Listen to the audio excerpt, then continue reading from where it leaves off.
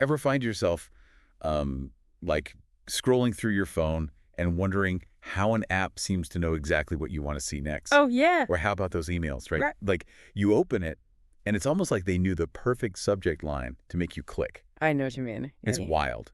And it turns out it's not magic.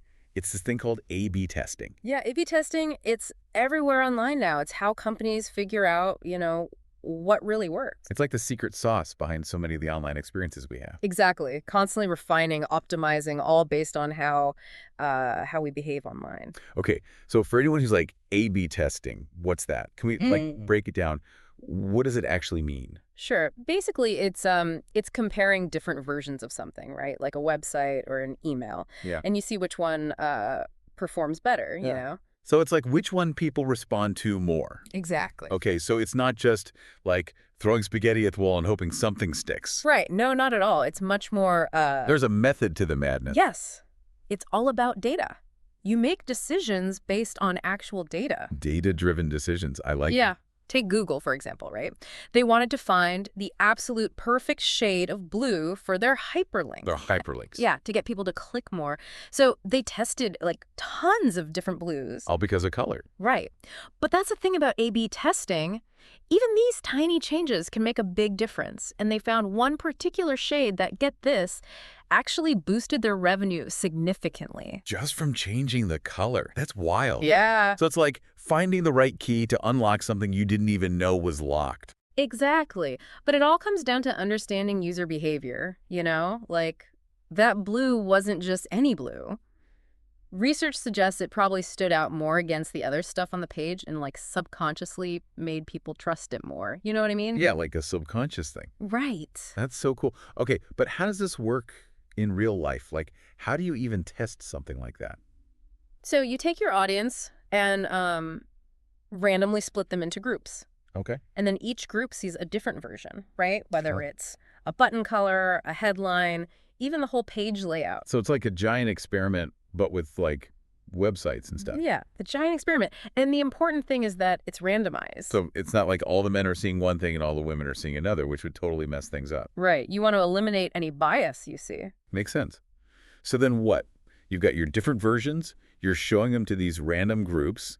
How do you know which one is actually better? That's where the data analysis comes in. Ah, data analysis. Right. You got to track things like click-through rates, how many people actually click on stuff, or conversions, like how many people actually buy something or sign up. Okay, so you're tracking what people are actually doing on the site. Exactly. Because you want to see which version is making them do the thing you want them to do. It's like seeing inside people's heads without having to actually, get inside their heads.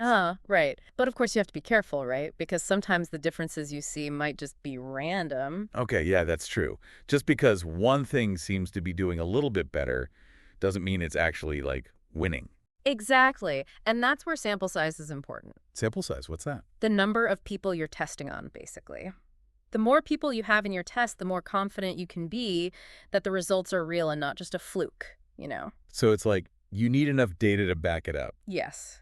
And this is also where statistical significance comes in. Oh boy, here comes the math. Well, it's not that complicated. Basically, it's a way to make sure the difference you're seeing is, like, actually meaningful and not just random chance. So you don't want to get all excited about a tiny change that's probably meaningless in the grand scheme of things. Exactly. A/B testing is all about letting the data, the numbers, guide your decisions, not just your gut feeling. Got it. So it's like taking the guesswork out of it and letting your users tell you what works best. Exactly. It's true, though, right? Like, as amazing as A/B testing can be, it's not like some magic solution for everything. Right. There are always going to be those little asterisks, right? Yeah. Like, what are some of the challenges? Well, one thing is you need a lot of traffic to your website, a lot of users to really get good results from A/B testing. If you've only got like a handful of people seeing your stuff. That's going to be that reliable, right? Exactly. It's like trying to, I don't know, figure out what the entire ocean is like just by looking at like one little bucket of water. Right. You need that bigger picture. Okay, so sample size is key. What else? Well, think about it, right? Running these tests takes time. It takes resources. What if you put all that effort in and the test just, like, doesn't work? Or even worse, it backfires. Ooh, yeah. That's got to be a risk, right? Absolutely. You could put a ton of work into changing something, and then your conversions actually go down. So you have to be smart about it. So you can't just like randomly change a button color and hope for the best. Uh-huh, right. It's super important to, have a good understanding of your audience. Like, who are you trying to reach? What do you think they'll respond to? It's like being a detective almost, right? Yeah, You have to gather clues, analyze things, be ready to change your approach if something's not working. exactly. And, it's funny because A/B testing itself, the way we do it now, it's evolved a lot over the years. Really? Like, how so? Well, I mean, think about it. A/B testing, the whole idea of it, it goes way back, even before the internet. Wait, really? People were doing A/B testing before websites. Sort of. It wasn't called that, but the basic idea, testing things out, seeing what worked, that's been around forever. Like what? Give me an example. Well, check this out. This is from the Wikipedia article on A/B testing. Back in the early 1900s, advertisers would use things like promotional coupons, to see which ad campaigns were working better. Oh, that's clever. Like, whichever coupon got used the most, they knew that ad was a hit. Exactly. It's like the OG A/B test, I love it.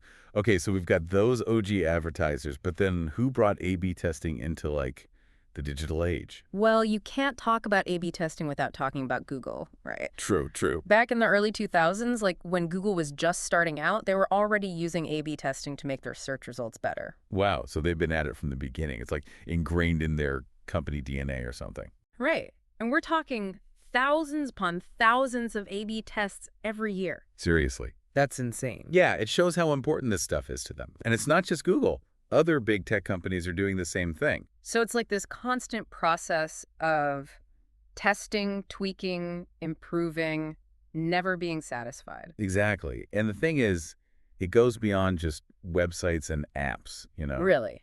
Like what else? Remember we were talking about segmentation before? Yeah, breaking down your audience into different groups. Right. Well, you can do that offline too, in a way. Yeah. Like political campaigns use A/B testing all the time Wait, seriously? To like win elections? to figure out how to connect with voters. Yeah. They test different messages, different images to see what sticks, what resonates with different groups of people. Oh, wow, that's really interesting. It's like tailoring your message for a specific audience. Exactly. And it's been incredibly effective. Like, Barack Obama's 2007 campaign, they were big on A/B testing. No way. So they use data to help them win. That's wild. Yep. And it's not just politics either. Ever stress about, like, figuring out the right price for something? Oh, all the time. Too high, no one buys it. Too low, you're losing money. Exactly. That's why companies use A/B testing to test out different pricing. They'll show different prices to different people, see what happens. That's so smart. It's like letting the market decide what it's willing to pay. Right. It takes the guesswork out of it. This is blowing my mind. A/B testing is everywhere. Right. It's really incredible how much impact it has in all these different areas of our lives. I know, right? It's like we think we're making our own choices, but there's this whole other layer of like testing and experimenting going on in the background. Totally. And that's what I think is so fascinating about A/B testing, It reminds us that you can use data, like hard numbers, to understand even things that seem kind of subjective. Yeah, like pricing or what kind of message will connect with people. Exactly. It's like that saying, you don't know until you try it, but like A/B testing takes it to a whole other level. For sure. And, one thing I really want people to take away from this is that A/B testing isn't just for like big tech companies or whatever. All right, it's not some exclusive club. Yeah. It's really a way of thinking, like approaching problems, making decisions based on evidence, not just your gut feeling. It's like being open to testing things out, challenging your assumptions. Exactly. And the cool thing is you could apply that to so many parts of life, not just business stuff. Oh, totally. Like even just like writing emails. Yeah. You could A/B test your subject line. Yeah. Or like figuring out the best workout routine for you. Oh, I like that. Test different exercises, see what gets the best results. Exactly. So as we wrap up here, is there like one big takeaway you want to leave people with about A/B testing? I'd say it's this. Always be testing. Always be learning. Like the world's constantly changing, and the more we experiment, use data to make decisions. Better equipped we'll be to like keep up and adapt. Exactly. Love it. Always be testing, always be learning. I'm going to try to remember that. Me too. So next time you're online, right, and you're browsing around, think about the little A/B test that might be running in the background. Like what version of that website are you seeing? Or, like that headline that made you click? It was probably A/B tested. It's all connected. It is. Well, this has been fascinating. Thanks for the deep dive into A/B testing. My pleasure. Always fun to talk about this stuff. Until next time.